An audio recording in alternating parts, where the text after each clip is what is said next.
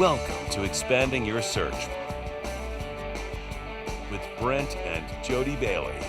We are growing our circles of connection and knowledge with encouraging conversations and positive communications. Today, Brent and Jodi welcome humanitarian bringing aid to the refugees from Afghanistan, retired U.S. Army Chief Warrant Officer Jon Hunt.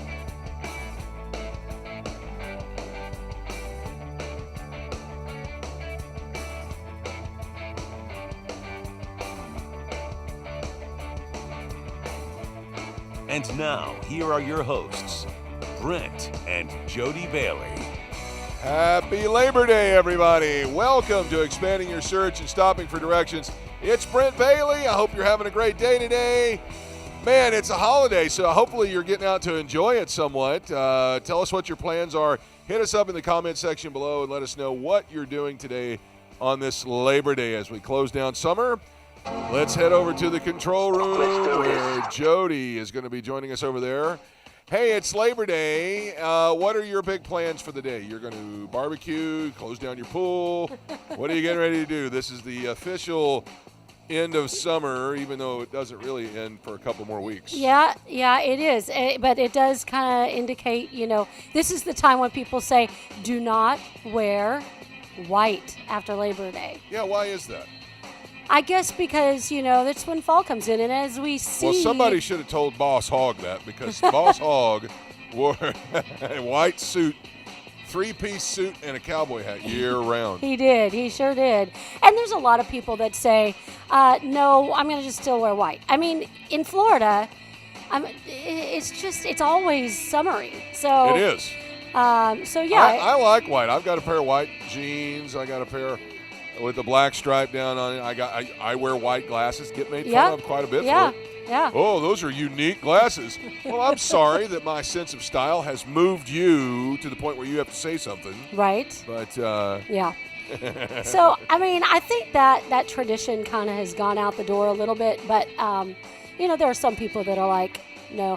It's kind of like you wouldn't wear your Easter bonnet in the fall because it just would not fit, right? I've never worn an Easter bonnet at all. Even when you were a baby? I don't believe my kidding. mom ever put me in one. So, I know there are certain seasonal things. You're not going to wear a sweater in July. No, of course not. So, of course not. But I think there are some really cool white things out there. I've got a white sweater that I like to wear. And, yeah? Yeah.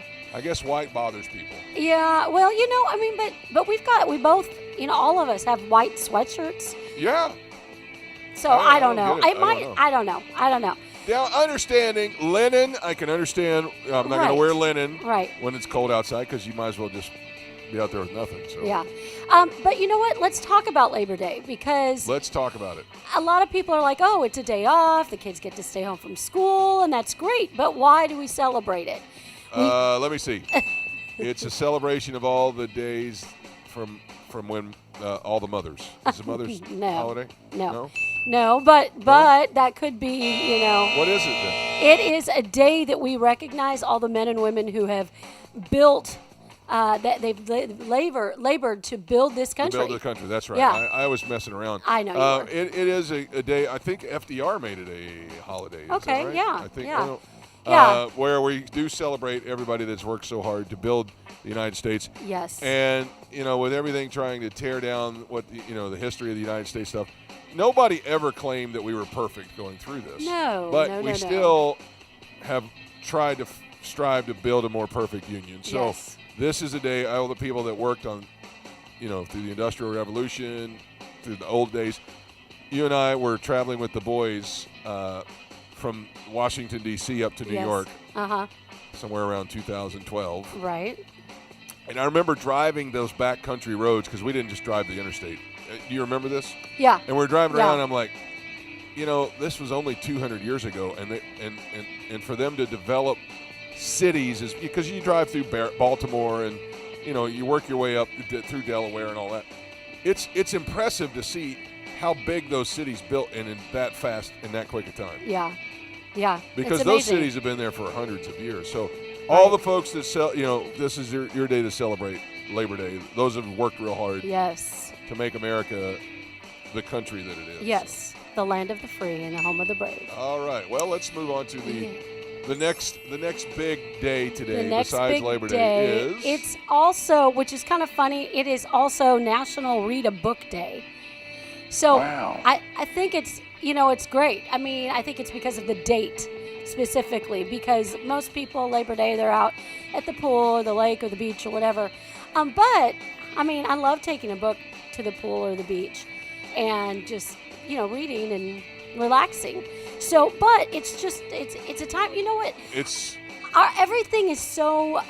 this would have been a great day to have Liz Lazarus back on. Yes. Author. Her books are amazing. Look her up, Liz Lazarus.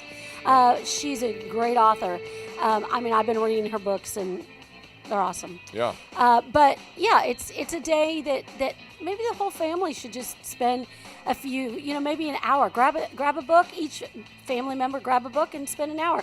I'll let you tell the boys that. Right, and I'm sure they'll listen to me, right? That's a response we'll get right Exactly. there. Exactly. It's a day out of school? Are you kidding me? Are you kidding me? I don't need to read. So, all right, so moving on. It is also Coffee Ice Cream Day. Coffee ice cream. And that really, it's not it's just... the coffee flavored No, ice no, cream. no. It is like make it with coffee. Yay! I mean, anytime we have a coffee or an ice cream, it's celebrated. But where I was reading about it, it is like literally like you can make a coffee shake.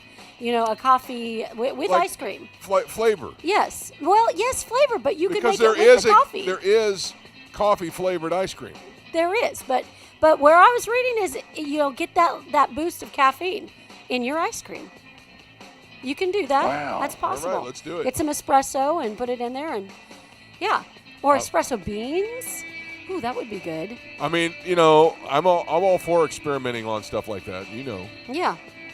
We got every kind of way you can make coffee in our house. We have a drip machine, we have a Keurig, we have a French press, we have a Nespresso. An espresso, right. We even have an old tea kettle if we needed to do it. So. All right. So coffee ice cream day, excellent day. What else? That's it. That's all. That's not a whole lot today because, again, it is Labor Day. And well, here's a couple of things to keep in mind as you're sitting around cooking out or what have you today. There are a few things. I was trying to find it here. Krispy Kreme is offering glazed fall-flavored glazed donuts. Ooh. They have the pumpkin spice. Of course. The apple cider, and now they also have the maple glaze. And all three of those are available right now. So if you've already started your day, you may have missed that, but you could try it tomorrow. You know what? Donuts are good 24/7. It's true. It is very true. Also, now our kids eat these, especially Peyton. Yeah. Preston used to eat them quite a bit, but because we find them all over the back of the cars. Goldfish. Everybody likes goldfish. Yes. All right, so now they have a brand new flavor. Goldfish has a jalapeno popper that's released this weekend. Yep. So you can head out and grab those. It probably is pretty good. I like goldfish too. They're good. Yeah, they're good. Yeah. They are good. All right, last thing, food news. El Pollo Loco has introduced a double-loaded nacho meal. Nice. And if we were going to pick one thing that's like my kryptonite, if I'm trying to eat good, it's nachos, yes. Nachos are like the hard thing to say no to. So. Yep. I'm glad that El Pollo Loco is not on every corner. Exactly. But there's enough here in Orlando we could definitely go check that out. So. Yep. All right, that's what's going on around the country today. Folks, many people have been very aware of what's going on in Afghanistan. There's a lot of opinion out there about it. Aside from the opinion, there have been thousands of people who need assistance, if not hundreds of thousands. Our guest today has been somebody who has stepped up to the plate in a big way in order to meet that need. So let's bring him out here today and let's expand your search.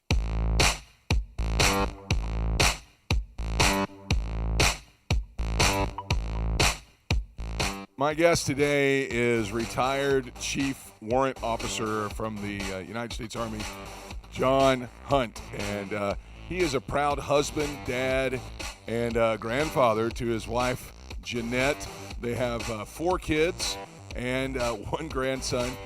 He is a retired, like I said, Chief Warrant Officer from the U.S. Army after 22 years as an AH-64E attack helicopter standardized instructor pilot. That's a mouthful, isn't it?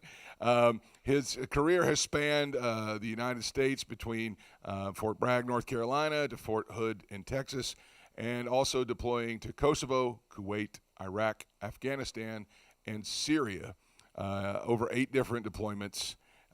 We are so appreciative of his service. He currently works as an AH-64E Instructor Pilot in Qatar. He is going to be joining us all the way from the other side of the world while also pursuing his master's degree in political science at Liberty University.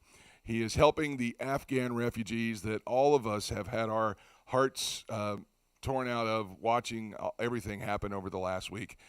He has been helping them as they arrive in Qatar to get some much-needed supplies.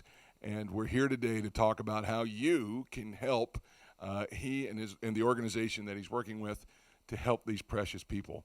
Please welcome to the program Chief Jon Hunt. Hi, Jon. How are you? Thank you so much for being here today. Hey, guys. I'm doing great. Thank you for having me. It's an honor and a pleasure to be part of your show today. It is. First of all, let me say your service. We are so thankful for what you did when you served in active military.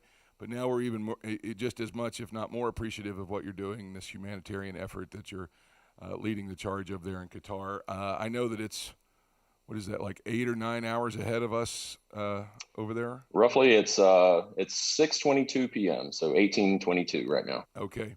So, yeah, that's, wow, that's 7.5 hours ahead of us. Thank you so much for your time today.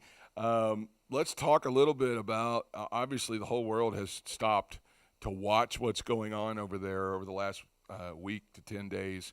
It has been, obviously nobody thinks it's been handled correctly, and we don't want to get into the political side of it because we really want to concentrate on the humanitarian effort. But as you've seen people fleeing and getting out for their lives, really, many have come to where you are in Qatar. Tell us what the scene has been like there when people are coming. Yeah, so the scene has been, so first of all, our military service members, especially the United States Air Force, the air crews that have been flying these aircraft nonstop, round the clock, from Kabul into Doha have been extraordinary. I mean, just an amazing effort. And as you could see in the news, that it isn't a historic effort, but what I will tell you is that when those refugees are walking off those planes, as you can imagine, my wife has ancestors that went to Ellis Island, escaped a lot of horror overseas when they arrived in Ellis Island, and when they arrived in America, all they could think about was the freedom that they were about to experience and the horror they escaped. So it was a similar scene here. So all they cared about was being out of Kabul and not being under the stranglehold of the Taliban for their future. A lot of the concerns I can imagine is, the children were not exposed to any of that stuff over the years. We've got a whole generation of young boys and girls, men and women as well, that have never experienced that life. And you've got a lot of elders that obviously have lived under the rule of the Taliban previously, prior to 9/11. So to see the joy and the happiness on those families' face, and just the innocence on the kids' face was priceless. And I wish you all could have experienced what I've seen, but to know that they're out of harm's way is one of the most priceless things I've ever seen. Oh, well, let's talk about how you got started working with the Afghan refugees. I know that you had a couple of tours there, or maybe more than that, there in Afghanistan. But talk a little bit about the history of your time there, and then how'd you get involved doing this? Okay, so I've spent several rotations or deployments over in Afghanistan, just doing mainly combat operations. So I was fortunate to be here in Qatar at the right time, the right place, and the events that unfolded earlier last week. I think it was Saturday, a week and a half ago. I mean, I was, the first 2 nights I was pretty sleepless, or restless. I'm sorry. Couldn't get any rest. And, I reached out to a couple of folks on post to see if they could use any help. And one of the, it started out as a small tent, and they said, yes, we could use this, mainly clothes, diapers, just small items, just, comforting items to help everyone get by, personal hygiene items. And I just put a simple Facebook post out to family back home to see if anyone was willing to, and I provided my address, and I just offered, I said, if anyone wants to Venmo me or PayPal me, I'll be more than happy to do the shopping. If it's a sacrifice for anyone to spend any type of money, and especially give money to strangers that they don't know. So I just started it out like that, so everyone's busy back home. COVID's got a lot of folks busy and not wanting to go out. So I just simply offered, if you don't want to ship anything or don't want to go through the trouble of anything of shipping items, if you send the money, every cent will go to buying much needed supplies for these refugees. And it started out like that. And that was just, I think the morning I woke up from here, I think I had about $1,000 in my Venmo, and I was very stressed because, to think that someone would trust me with that amount of money and not really know me on a personal level. Yeah. I do consider myself a very trustworthy person, but it's a sacrifice for anyone just to send money, especially that type of money to anyone. I think that speaks a lot to the character of the people that and the people here in this country, that just they really, in the midst of facing hard times themselves, a lot of people are ready to jump in and help somebody else that are going through something like that. And so $1,000 on that first day, but since then it snowballed on you, didn't it? And it's kind of grown into something bigger. How much money did you end up raising yourself? Yes, sir. So it snowballed pretty quickly. So at this point, as of yesterday, I asked folks to suspend donations on Monday of this week. And at that point I had raised $16,322 by myself. That's amazing. And so what, at that point, what are you doing? Are you just going to the stores and just emptying their shelves and just? Yes, sir. Yeah. Yes, sir. So I've got it's like a Walmart over here. It's called Carrefour. And so they know my face by now. And so every day I go in there and fill up several trolleys, as they call them. In the South, we call them buggies. Yes.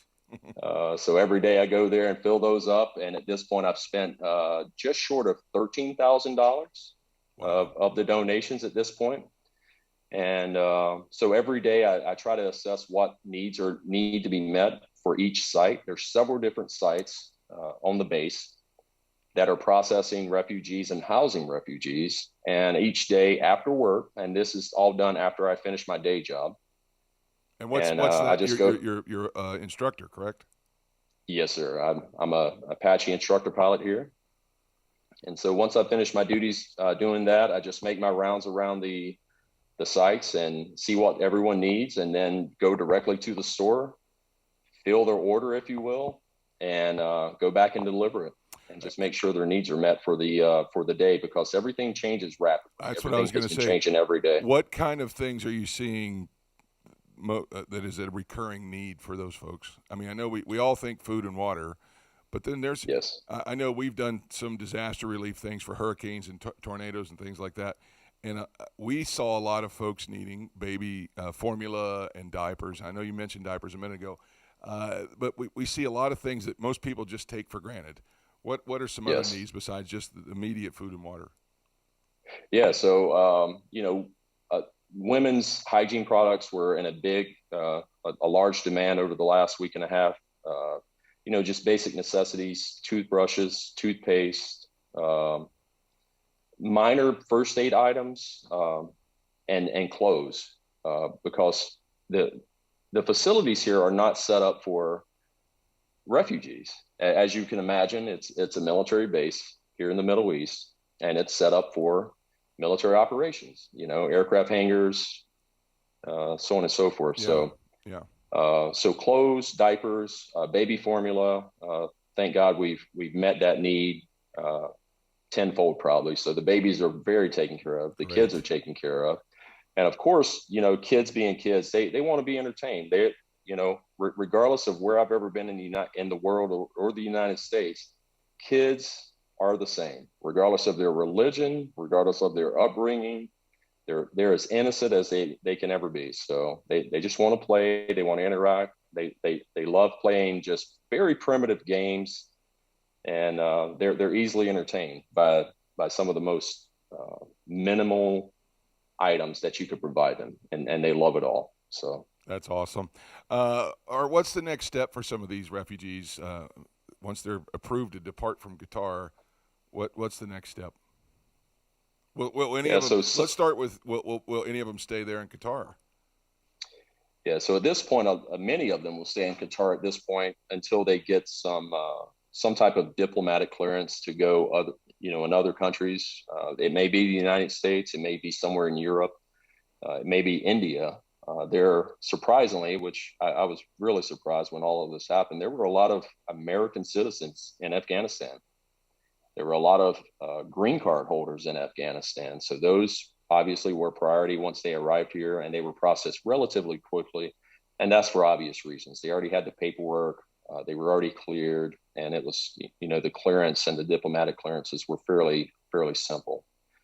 Other ones, like special immigrant visas or visas or special types of visas that would allow them to get in the United States, those are taking a little longer. So if they're cleared to go to the United States, they're going to go to the United States at some point. But the others are maybe cleared to go in other countries, so that may not get a clearance to the United States. So, but all I will say is that the United States has the personnel from the Border Patrol, the TSA, and other organizations within the government to facilitate those clearances before they leave here. So they're arriving in the United States with all appropriate clearances.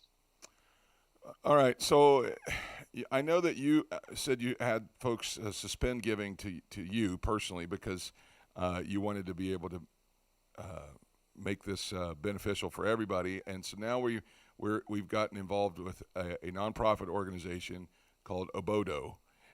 Yes, sir. And people can still contribute there. Is that true? That is true. Yes, sir. All right. We're going to throw that information up on the screen right now so that if anybody would like to continue to contribute to help some of the refugees that have escaped Afghanistan are in Qatar, are there other sites around that area besides Qatar where folks are, where they're putting the refugees? The Qatari government has begun to process refugees as well and provide them the housing. Obviously, they're still in a consolidated area to ensure that they're still being fed correctly, still being provided for correctly, and just being provided a space to live and be comfortable until their processing takes place and they're able to leave the country. Yeah. Qatar has been doing an extraordinary job with facilitating everything within this whole scenario of refugees coming out of Afghanistan. So they're doing a really good job, in my opinion, from what I'm seeing here on the ground. So. Yeah. Jon, I just want to say I wish the world was full of people with hearts like yours.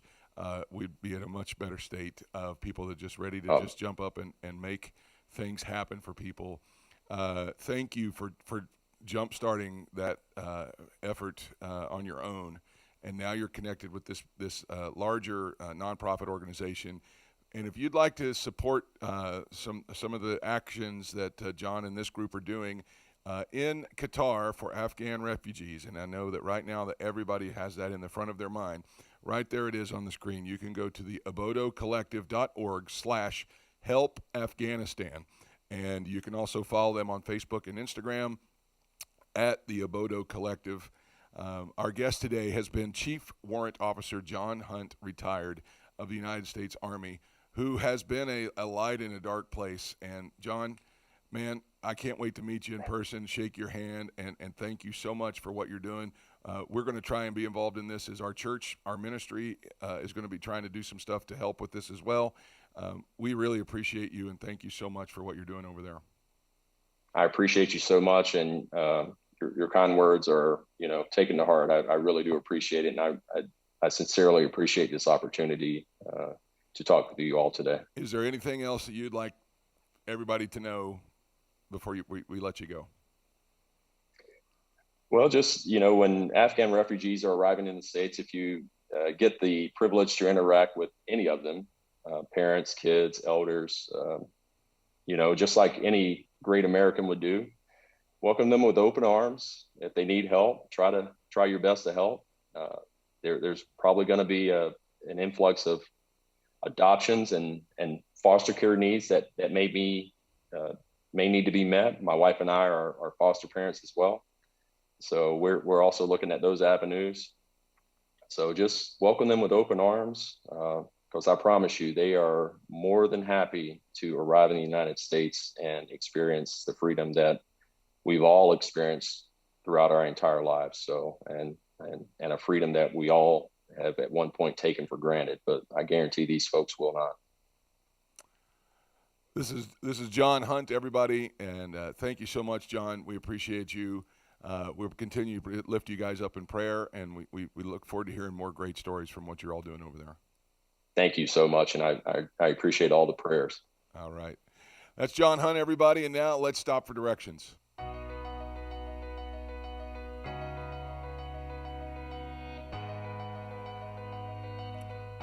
Jesus makes a very important statement in Matthew, the 25th chapter. He begins to talk about what's going to happen when he comes back for the church. He begins to start talking about how people didn't treat him right. Now, many Christians automatically will jump to the holiness of their own walk with God and how God should be kept first and worshiped, and they'll make it all about themselves and their relationship with him. But Jesus says here that people that didn't treat him right are the ones who didn't feed him when he was hungry, didn't clothe him when he was naked, didn't visit him when he was in prison, and so on. Jesus tells us here that there will be people that are confused by his statement, and they'll ask him, when did that ever happen? And his answer comes in verse 40. He says, the king will reply, truly I tell you, whatever you did to the least of these, my brothers and sisters, you did to me. There is a time that we're living in, and it seems like it's on a daily basis now, where we have a chance to not only help people, but to actually bless God. The blessing, the helping, clothing, and feeding people like these refugees who are escaping from Afghanistan are not just a blessing to them, but they actually are a blessing to God. I want to challenge you today. Why don't you raise your hands and help people as much as you raise your hands to worship in God while you're in church? This is a tangible opportunity to show the Lord that you love him as well as you love his people. Help the least of these. Don't let yourself be one of those who gets confused. Your help will be pleasing to the Lord.